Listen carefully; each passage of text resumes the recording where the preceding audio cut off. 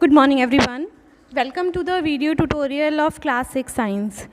So students, in our previous video we have discussed about chapter number 7, that is getting to know plants.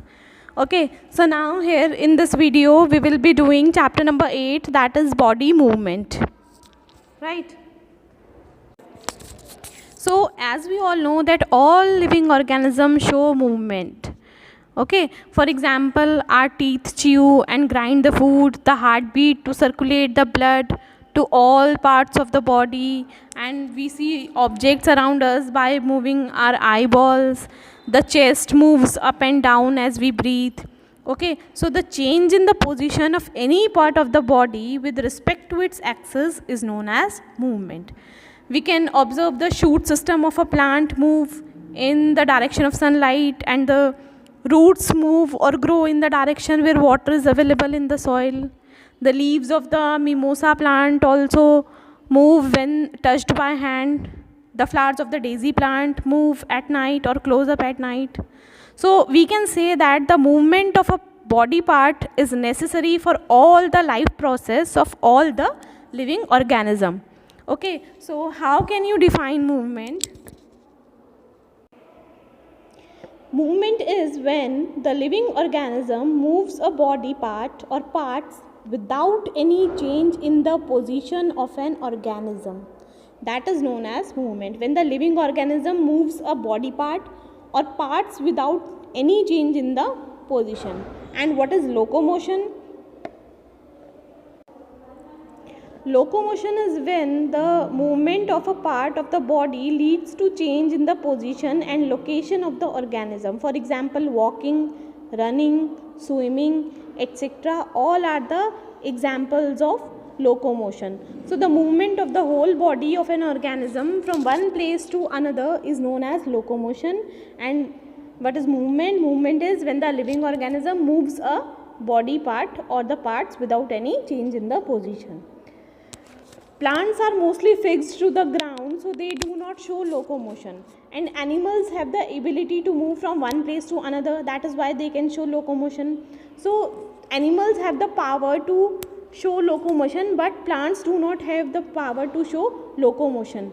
And animals can show locomotion in the form of walking, running, swimming, and flying also. So locomotion helps animals in many ways, like it helps them to find their food and water. It also protect themselves from. It also help them to protect themselves from their enemies and predators, and it helps them to move from an unfavorable environment to a favorable environment. So I hope you have understood the difference between the movement and locomotion. Now the next topic is joints. So what are joints? Joints are the places where the bones meet, and a joint is a point in the body where two or bones meet. So joints are the places where the two bones meet. You can see in this diagram also, this part is called the joint. This part is also a joint. This is also a joint. Okay, because here these two bones can meet, and at this joint these two bones meet. So these joints are of different types. Okay, and bones are joined with each other at different places. Okay, these bones are joined by the tough flexible bands of elastic tissue which are known as ligaments, and the surface of these bones which form a joint is lined with a layer of smooth tissue which is known as a cartilage. Okay, so the joints are the places where the bones meet, and these bones meet with the rubby tissue which is known as cartilage. So now let's discuss about the cartilage. So the cartilage is a type of smooth tissue that covers the surface of a bone at a joint, and this cartilage helps to reduce the friction of movement within a joint, and This cartilage prevents the damage to end of bones. So what is the function of this cartilage? This cartilage prevents the damage to end of the bones, and this cartilage acts like a soft cushion so that the bones do not rub against each other and damage themselves due to the friction between their surfaces. Okay, so the joint in the body are prevented by the help of this cartilage, and these joints are of different types. Okay, so let's discuss them one by one. There are different types of joints in our body to help us carry out different movements and activities, and different joints allow different degree of movement. Okay, so there are different types of joint in our body, like pivotal joint, fixed joint, ball and socket joint, and hinge joint. Okay, so these are the different types of joint. First is the ball and socket joint, second is the hinge joint, pivotal joint, and fixed joint. So let's discuss about the ball and socket joint first. So what is a ball and socket joint? If we raise our arm to our shoulders height and rotate it in all directions, so we can swing our arms like a wheel. Okay, why? Because in this type of joint, the ball shape end of one bone fits into the hollow cup shaped socket to the other bone. Okay, and the ball that fit into the socket is free to move in all direction. You can see in this diagram also, this is a ball shape end of one bone, and this is a cup shaped socket. Okay, so when the bone that fits into the socket is free to move in all the directions about the joint, and this joint allow maximum movement in all direction. Okay, so can you give any example of ball and socket joint? Okay, so the joint of the upper arm and the shoulder bone is an example of this type of joint. Similarly, the hip joint of the leg bone and the hip bone is also a ball and socket joint. Okay,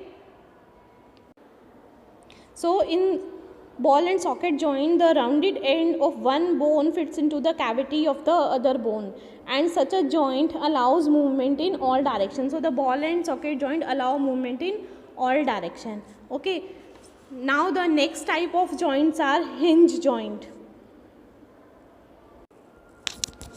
So you must have observed that the doors are attached to the wall by metal clips which are known as hinges. Okay, like these doors are attached by a metal clips which are known as hinges. Okay, similarly, and what is the function of these hinges? These hinges allow the door to be opened or closed. Similarly, a hinge joint is like the hinges in a door. Okay, you can see here also, these are the hinges of the door which allow the door to be opened or closed, and the same function is done by the hinge joint. Okay, so the hinge joint is a joint which allows only back and forth movement, and it allows movement only in one direction. The following body parts are hinge joint. First one is elbow and the second one is knee. So these elbow and knees are the examples of the hinge joint, and the elbow joint allows us to bend our forearm and straighten it, and it does not allow us to bend our arm backwards or sideways. Okay, so they allow movement only in one direction, that is up and down or back and forth movement. Okay, and the same hinge joint is also present in our knee. Now the next type of joints are pivotal joints. So what is a pivotal joint? The joint where our neck joins the head is a pivotal joint. So the pivotal joint is present here. Okay, where the neck joins the head, and it allows us to bend our head forward and backward and turns the head to our right or left. Okay, and it even allows the rotation also. So in such joints, a bony ring rotates around a pivot or stick-like bone which is fixed, and this allows twisting movement about the joint. So the joint where the skull joins the first vertebrae of our spine is a pivotal joint. Okay, so this is a pivotal joint where the skull joins the first vertebrae of our spine, and it allows us to bend our head forward and backward and turn the head to our right or left. Similarly, the joints of the forearm where the two bones and the ulna twist around each other are also the pivotal joint. Okay, so in a pivotal joint, a cylindrical bone rotates in a ring. You can see in this diagram also, in pivotal joint, a cylindrical bones rotate in a ring. Okay, so this is about the pivotal joint. Now the next type of joints are fixed joint. Alright, so the next type of joints are fixed joint. Fixed joints are also known as immovable joint. Okay, and there are some bones in our head that are joined together at some joints. The bones cannot move at these joints. Such joints are called as fixed joints. So there are some bones in our hand that are joined together at some joints, and the bones cannot move at these joints. Okay, so what are the fixed joint? Those joints which are immovable are known as the fixed joint, which do not allow any movement between the bones. So the joints which do not allow any movement between the bones are known as the immovable or fixed joint. For example, when we open our mouth wide, we can move our lower jaw away from our head. But can we also move our upper jaw away from head? No. Why? Because there is a joint between the upper jaw and the rest of the head, which is a fixed joint. Okay, which is an immovable joint. Okay, so our lower jaw is a movable joint, but our upper jaw is a fixed joint. So in our skull part only there is the lower jaw which has the movable joint, and rest of the part of the skull are immovable. So they have the fixed joints. The bones of the skull are interlocked with each other and held together by the fibrous cartilage, which do not allow any movement. That is why they have the fixed joint. Okay, so we have basically 4 types of joint. First is the ball and socket joint, next is hinge joint, third one is pivotal joint, and the fourth one are fixed joint. And fixed joints are also known as immovable joint. Okay, now the next is skeleton or the skeletal system. So now let's discuss about the skeleton or the skeletal system. So we use umbrella during the rainy season, and this umbrella is made up of waterproof plastic fixed over a frame of wires. But can you imagine any umbrella without a frame? No, obviously no. Similarly, a kite has a frame over which paper is tightly pulled, and in order to make a toy horse, first a wire frame is made. The house we live in also have a frame. The frame gives the shape and strength to a particular thing or a particular object. And similarly, all the bones in our body also form a framework which give a shape to our body, and this framework is known as the skeleton or the skeletal system. All right. So what is the skeleton system or skeleton? All the bones in our body form a framework to give shape and support to our body, and this framework is called the skeleton. So the skeleton of an adult is made up of 206 bones, and a child has many more bones, approximately 300 bones in all. But as the child grows, some of the bones fuse together and their number becomes less. Okay. So an adult has a skeleton of 206 bones, but a child has a skeleton of 300 bones. Okay, and what are the functions of these skeleton? This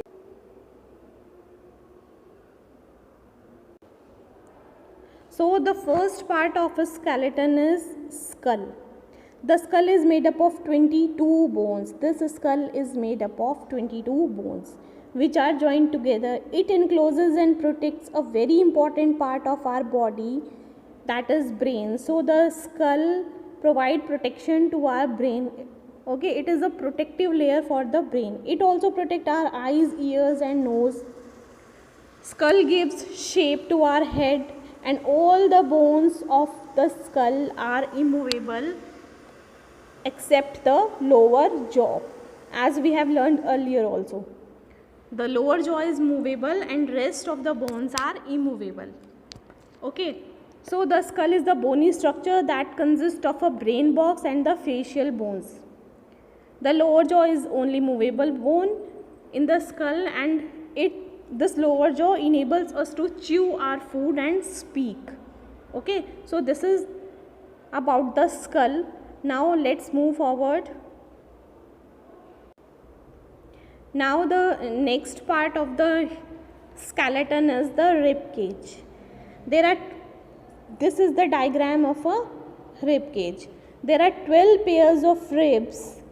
12 pairs means 24 in all, and in pairs they are 12.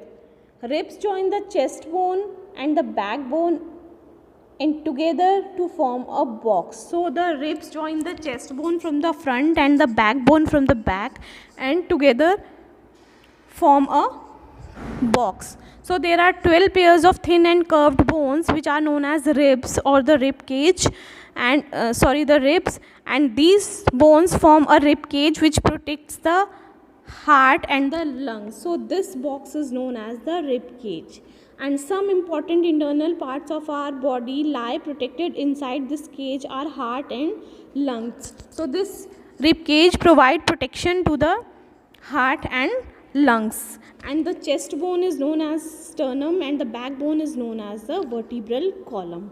So all the 12 pairs of ribs are joined with the backbone and at the back, and the first 10 pairs are joined with the first 10 pairs. These 10 pairs are joined with the chest bone in front. The last two pairs, the last two pairs, 11th and 12th, are free at the front end, and these two are known as the floating ribs because these are not joined ribs. So they are known as the floating ribs. This is about the rib cage. Now let's move forward.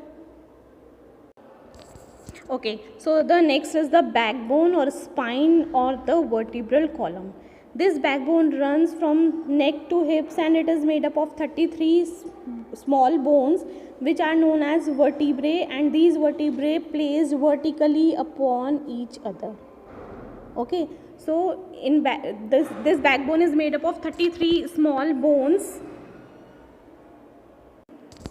or you can say that they are made up of 33 small ringed shaped bones which are known as the vertebrae. And the major function of the backbone is protection of the spinal cord. So the backbone provide protection to the spinal cord. Okay, and the shoulder bones, rib cage and the hip bones are all joined to the backbone. Spinal column also provide the main support to our body, and this allow us to stand upright, bend and twist. These rings help us to bend, to stand upright and to twist. So the vertebrae can move over each other, and this allows us to bend and twist our back. Okay.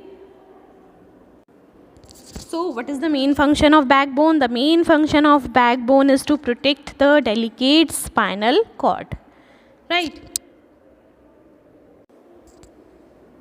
Okay, students, I am uploading a worksheet also on your class WhatsApp group, and you have to do that worksheet in your notebook. Okay, so thank you and see you in the next video.